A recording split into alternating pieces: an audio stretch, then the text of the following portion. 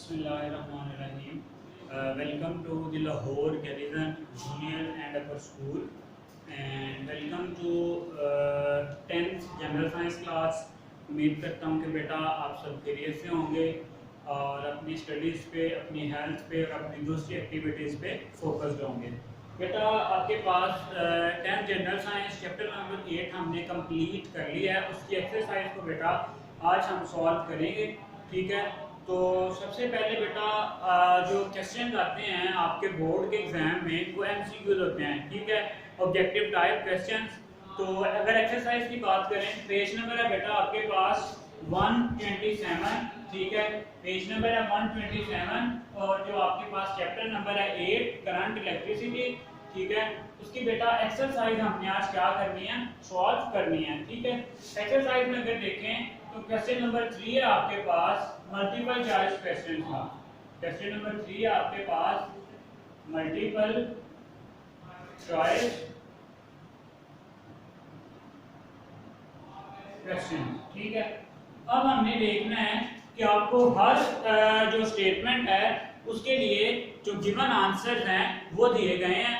आपने उनमें से फाइंड करना है कि जो कौन सा आंसर है वो करेक्ट है, ठीक है। पहली स्टेटमेंट है बेटा आपके पास instrument that measures the current is called as. हम थ्रू आउट द चैप्टर पढ़ते आ रहे हैं कि वो इंस्ट्रूमेंट जो करंट को मेजर करने के लिए यूज होता है उसको हम कहते हैं एमीटर। क्या कहते हैं? एमीटर। ऑप्शन आपके पास क्या आएगा? ए है वोल्टमीटर, नहीं, वोल्टमीटर आपके पास वोल्टेज को मेजर करने के लिए यूज होता है। ऑप्शन बी है बेटा आपके पास सर्किट ब्रेकर, नहीं, ये तो सर्किट को ब्रेक करने के लिए यूज होता है। एमीटर। ऑप्शन सी है बेटा आपके पास एमीटर। ये जो आपके पास एमीटर है ये यूज होता है किसके लिए? आपके पास जो है करंट की मेजरमेंट के लिए। Ammeter, ammeter is used for the measurement of current. Option आएगा आपके पास ऑप्शन सी, ठीक है। चलिए एमसीक्यूज नंबर 2 है आपके पास the potential of neutral wire is, ठीक है। The potential of neutral wire, देखिए बेटा हमने बात की थी आपके पास 2-3 वायर होती है, एक न्यूट्रल वायर होती है, एक लाइव वायर होती है और एक अर्थ वायर होती है, ठीक है। जो आपके पास जो लाइव वायर होती है उसका जो वोल्टेज होता है वो 220 वोल्ट होता है, ठीक है। लेकिन जो आपके पास जो न्यूट्रल वायर है जो उसका वोल्टेज होता है वो होता है आपके पास बेटा जी 0, ठीक है। ऑप्शन आएगा आपके पास ऑप्शन ए, और ये क्या है, न्यूट्रल वायर का जो पोटेंशियल है आपके पास वो क्या होता है, 0 होता है। क्लियर? चलेंगे आगे। आ रहा है आपके पास एमसीक्यूज नंबर 3। एमसीक्यूज नंबर 3 में क्या है, the SI unit of resistance. पहली बात तो आपको पता होना चाहिए कि जो रेजिस्टेंस है बेटा जी वो क्या है। तो रेजिस्टेंस आपके पास क्या होती है, opposition to flow of current, ठीक है। कि करंट के बहाव में जो रुकावट होती है बेटा उसको हम कहते हैं रेजिस्टेंस, ठीक है। तो रेजिस्टेंस का यूनिट क्या होता है, हमने सारे यूनिट पढ़े हुए हैं। करंट का यूनिट होता है एम्पीयर, वोल्टेज का यूनिट होता है या पोटेंशियल डिफरेंस का यूनिट होता है वोल्ट, और जो करंट आपके पास रेजिस्टेंस है इसका यूनिट होता है ओहम। क्या होता है? ओहम, ठीक है। तो आपके पास आएगा जी 3 में ऑप्शन आएगा डी, ठीक है। ऐसा unit of resistance is ohm, ठीक है। क्या है? ओहम इसका एक यूनिट है। आपको पता है कि जो एक ओहम एक फिजिक्स था, एक आपके पास साइंटिस्ट था जिसने ओहम लॉ भी दिया था, V is equal to I R, ठीक है। वहां से हम आर को कैलकुलेट करते हैं और जिसका यूनिट होता है ओहम। क्लियर? चले 4 नंबर पे बेटा आपके पास the constant in Ohm law is, ठीक है। ओहम लॉ में जो आपके पास कांस्टेंट है वो क्या होता है, the constant in Ohm law. तो ओहम लॉ बेसिकली क्या था, V directly proportional to current, directly proportional to voltage. तो हमने फिर क्या कहा था, V is equal to I R. ये जो R था बेटा वहां पे ये क्या यूज हो रहा था, एज अ कांस्टेंट, ठीक है। तो जो ओहम लॉ का जो आपके पास कांस्टेंट है उसमें कांस्टेंट क्या होता है, R, रेजिस्टेंस, ठीक है। क्यों बेटा? क्योंकि जो ओहम लॉ था आपके पास वो था कि जो वोल्टेज है वो डायरेक्टली प्रोपोर्शनल है किसके, करंट के। तो जब हम इस प्रोपोर्शनैलिटी के कांस्टेंट प्रोपोर्शनैलिटी को खत्म करते हैं तो हम कहते हैं V is equal to I R. ठीक है, तो ये वाला जो R है ये यहाँ पे क्या होता है, कांस्टेंट होता है। ठीक है, चलें तो ऑप्शन देखें आपके पास कौन सी आएगी। ऑप्शन की अगर हम बात करें तो जो एमसीक्यू नंबर 4 है इसकी ऑप्शन आएगी आपके पास बी, रेजिस्टेंस। ऑप्शन आएगी बी और वो क्या है, रेजिस्टेंस। चलें फिर आएगा जी आपके पास MCQ number 5, the device which is used for turning a circuit on और ऑफ। एक सर्किट को ऑन करने के लिए या ऑफ करने के लिए कौन सी डिवाइस यूज होती है, सिंपली बेटा स्विच यूज होता है। अगर स्विच ऑन हो जाएगा तो जो सर्किट है वो कंप्लीट हो जाएगा, जिसको हम कहते हैं सर्किट ऑन हो गया। और अगर जो है आपके पास जो स्विच है वो ऑफ हो जाएगा तो जो सर्किट है वो भी ऑफ हो जाएगा, ये सर्किट क्या हो जाएगा, ब्रेक हो जाएगा। ऑप्शन आएगी बेटा आपके पास ऑप्शन ए, स्विच।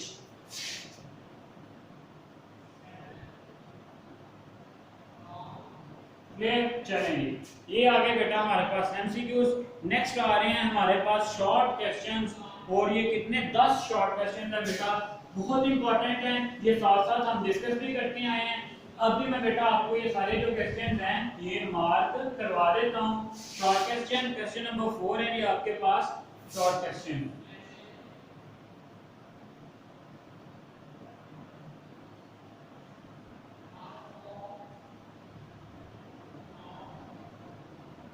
पहला क्वेश्चन क्या है,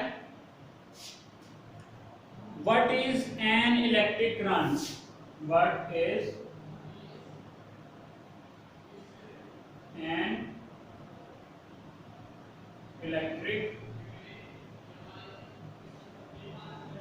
करंट। इलेक्ट्रिक करंट क्या है बेटा, तो इसका जो है हम बहुत दफा जो है आंसर चैप्टर के शुरू में डिस्कस कर चुके हैं। दोबारा से बेटा मार्क करें इस क्वेश्चन को। पेज नंबर है आपके पास 1111। इस क्वेश्चन का आंसर है आपके पास पेज नंबर 111 के शुरू में बेटा दिया गया है। आंसर क्या है, the amount of charge that passes through any cross section. The amount of charge, इसका आंसर क्या होगा, the amount of charge that passes through any cross section, through any cross section in 1 second is called as electric current. उसको हम क्या कह देते हैं, electric current. इसके बाद आ जाएगी इसकी chemical mathematical formula.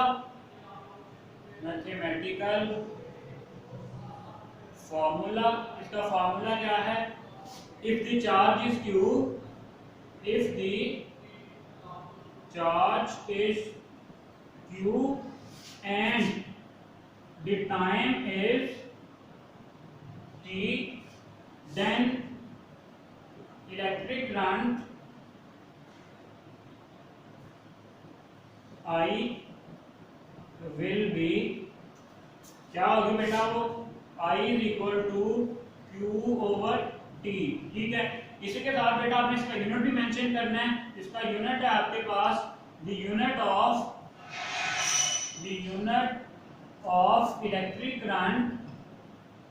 electric current is ampere. ठीक है, शॉर्ट क्वेश्चन बेटा साथ साथ नोट करते जाएं आपके पास।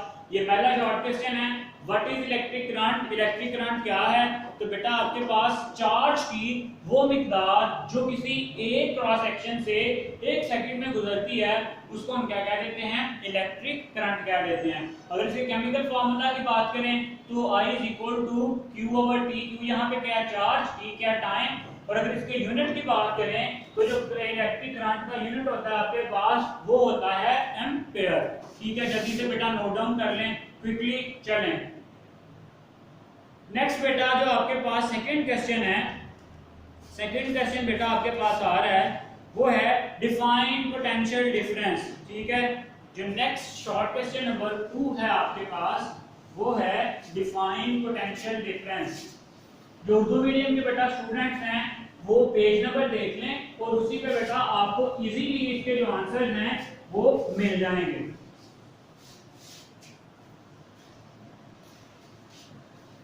क्वेश्चन नंबर 2 है define potential difference. Define potential difference. बेटा ये जो आपके पास क्वेश्चन है इसका जो आंसर है वो आएगा आपके पास पेज नंबर 113। ठीक है, पेज नंबर 113 पे इसका आंसर है। और इसका आंसर क्या है बेटा आपके पास, the amount of energy. The amount of energy, answer इसका लिखें the amount of energy, the amount of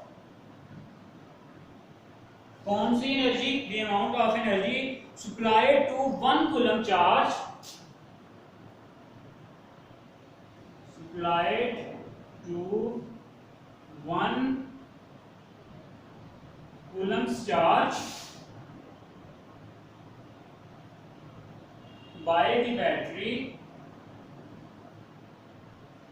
The amount of energy supplied to 1 coulomb charge by the battery is called potential difference.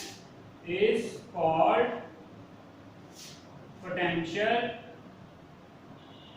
difference. इसको हम क्या कहते हैं, potential difference. मतलब energy की वो मिकदार जो बैटरी 1 कूलम चार्ज को प्रोवाइड करती है उसको हम कहते हैं पोटेंशियल डिफरेंस। ठीक है, पोटेंशियल डिफरेंस को बेटा it is also called as voltage. It is also called as, it is also called as voltage. इसको बेटा हम वोल्टेज भी कहते हैं। ठीक है, अब इसका यूनिट क्या है, वोल्ट। यूनिट भी बेटा साथ में आप मेंशन करते हैं। Unit of potential difference is, unit या SI unit of potential difference is volt. ठीक है, इसको मेजर करने के लिए हम क्या यूज करते हैं, वोल्ट मीटर। ठीक है, बिटवीन टू। अच्छा, किस तरह से मेजर किया जाता है ये चले यहाँ पे लिखने की आपको जरूरत नहीं है। ये आ गया आपके पास question number 2। The amount of energy supplied to 1 coulomb charge, किसके लिए, by the battery is called as the potential difference. इसका यूनिट है उसको हम कहते हैं वोल्टेज। क्लियर हो गया। चलें जी,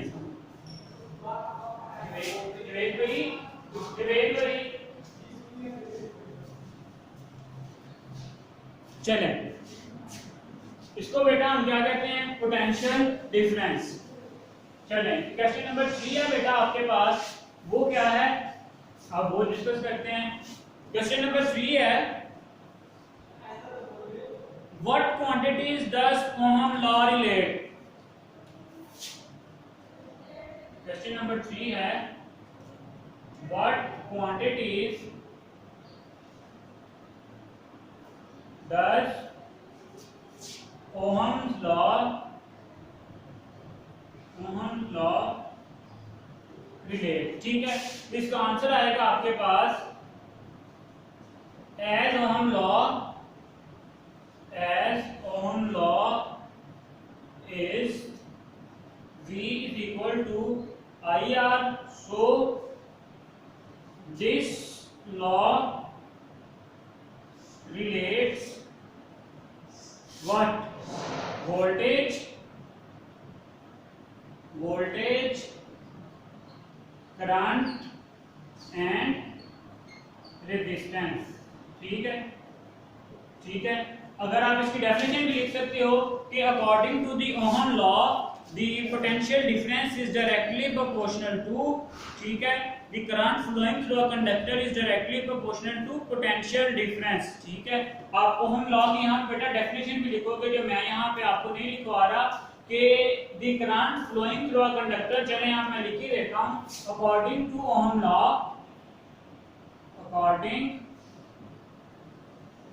to Ohm's law, current flowing through a conductor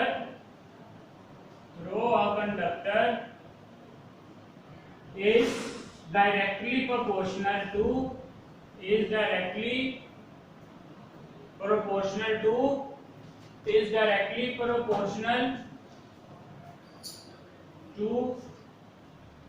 voltage। ठीक है, हम V directly proportional to I, V is equal to IR। So ये जो है आपके पास करंट को, वोल्टेज को और रेजिस्टेंस को क्या करता है, आपस में कनेक्ट करता है। क्लियर हो गया? चलें बेटा जी, नेक्स्ट जो आपके पास क्वेश्चन है, क्वेश्चन नंबर 4। इसका जो आपका आंसर आएगा, पेज नंबर आएगा आपके पास बेटा, पेज नंबर है 114। ठीक है, इसका जो आंसर है आपके पास मार्क कर लें आप पेज नंबर 114 पे। यहाँ जो मैं जिस तरह आपको लिखवा रहा हूँ, ये साथ साथ बेटा आप नोट करते जाएं। ठीक है, चलें।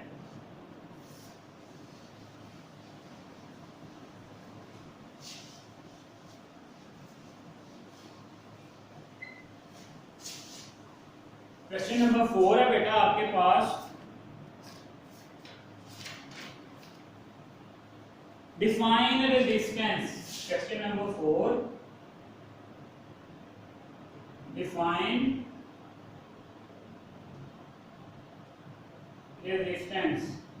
चलें, इसका जो आंसर है बेटा आपके पास वो आएगा, पेज नंबर है बेटा जी 114, पेज नंबर 114। रेजिस्टेंस का पूरा टॉपिक दिया हुआ है, उसी में से आपने इसकी डेफिनेशन निकालनी है। The opposition to flow of charge is called as resistance। ठीक है, the opposition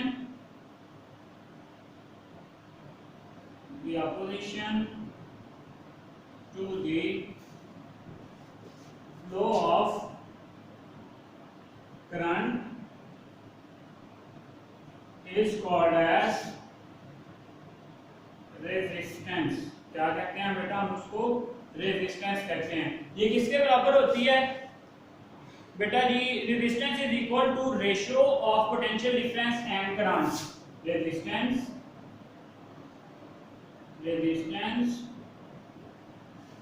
is equal to ratio of potential difference and current. ठीक है, R is equal to V over I। ठीक है, कि ये जो है आपके पास, ये वोल्टेज की, पोटेंशियल डिफरेंस की और जो करंट की रेशियो है बेटा, उसके बराबर क्या होती है रेजिस्टेंस। इसका यूनिट भी देख लेते हैं। इसका यूनिट क्या होता है? Unit of resistance is ohm. Unit of resistance is ohm. चलिए, क्लियर?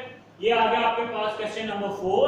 ठीक है, क्वेश्चन नंबर 4 है आपके पास रेजिस्टेंस के बारे में। तो बेटा मैंने आपको बताया कि जो रेजिस्टेंस है ये आपके पास opposition to the flow of current है। बेटा आज के लेक्चर के लिए हम ये जो 4 शॉर्ट क्वेश्चन और एमसीक्यूज हैं यही करेंगे। बाकी जो हमारे क्वेश्चन रह गए हैं वो इंशाल्लाह हम नेक्स्ट टाइम डिस्कस करेंगे। इन क्वेश्चंस को आपने बहुत अच्छे से प्रिपेयर करना है। तब तक के लिए बेटा जी अल्लाह निगहबान।